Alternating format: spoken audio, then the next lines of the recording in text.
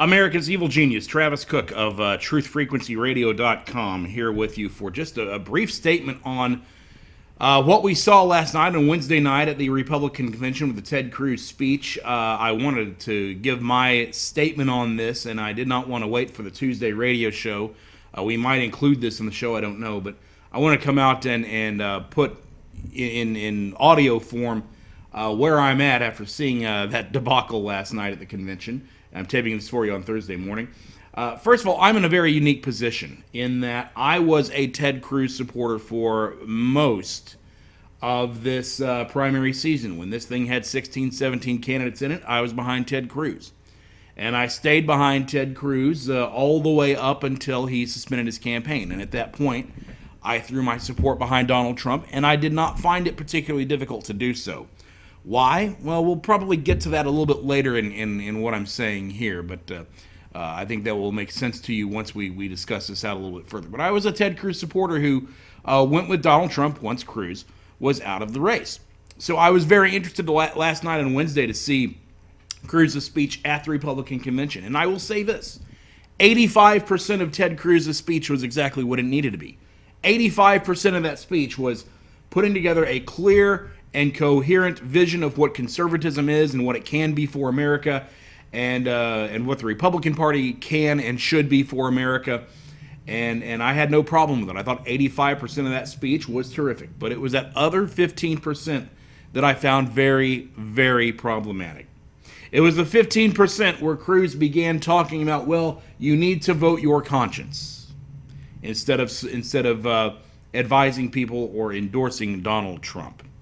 I thought that was a very poor choice on Cruz's part. Now, those who are defending Cruz today will automatically say, well, Ronald Reagan didn't endorse Jerry Ford in 1976. Well, in a technical sense, that is true. However, if you listen to Reagan's speech from 76, it sure did sound like he endorsed him, even though he didn't do so in words. He gave that vision that we're all going to fight together towards November in 1976.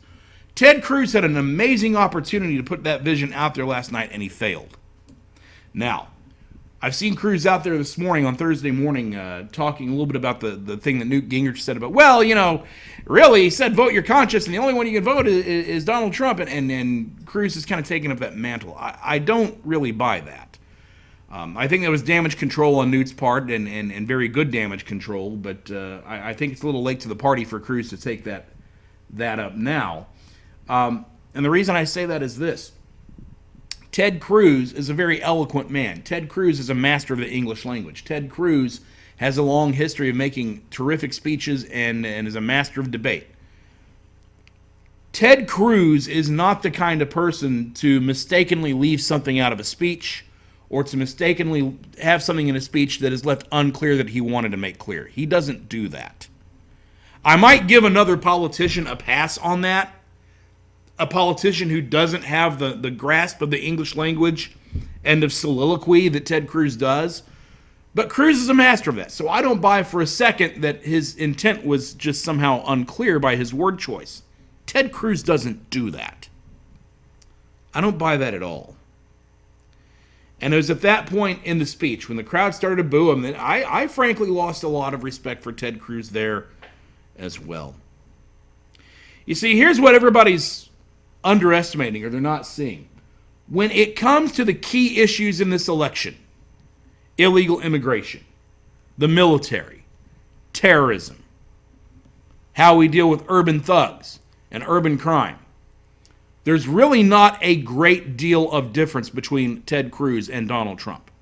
Yes, if you go further down the line than that onto smaller issues or issues that aren't necessarily in the forefront for this election, I'm sure you can find differences. That's well and good.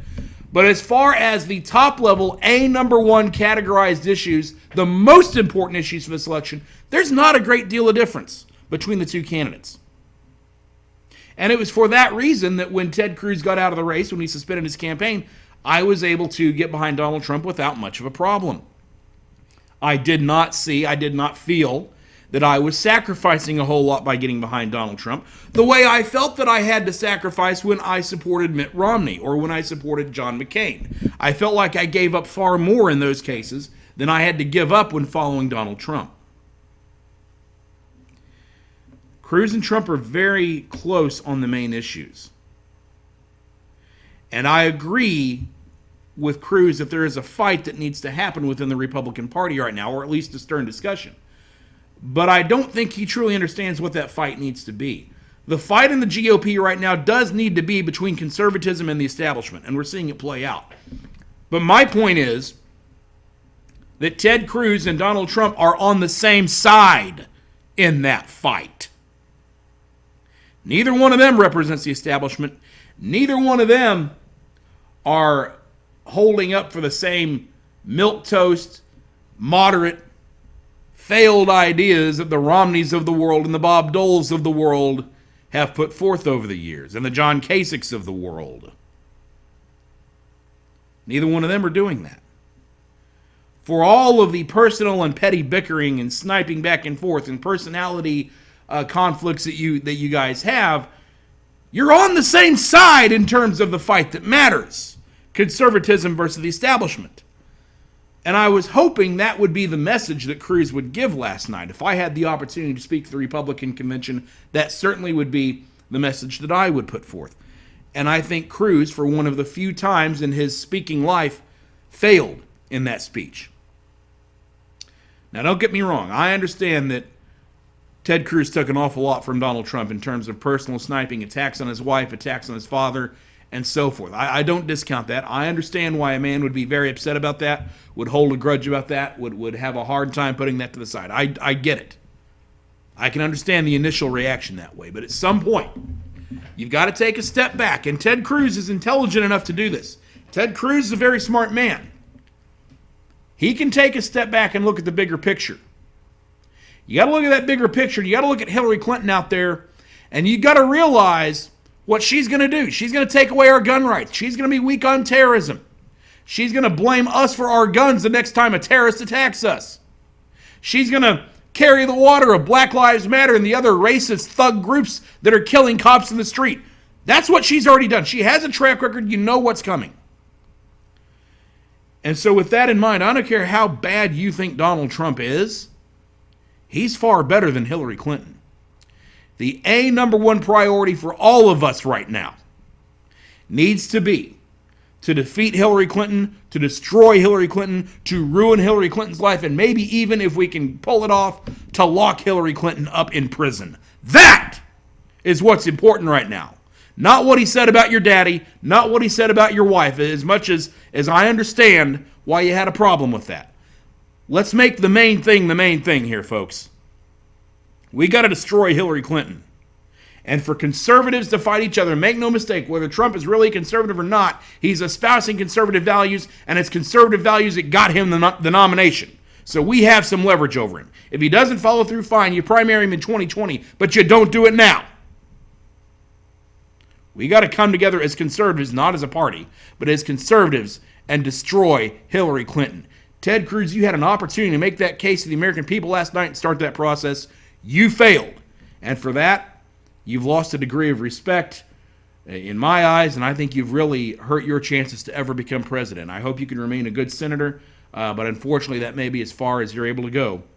I had higher hopes for you than that. But with all of that being said, it is time to climb aboard the Donald Trump train, back him fully, and destroy Hillary Clinton and those who support her. Folks, we'll see you Tuesday on truthfrequencyradio.com.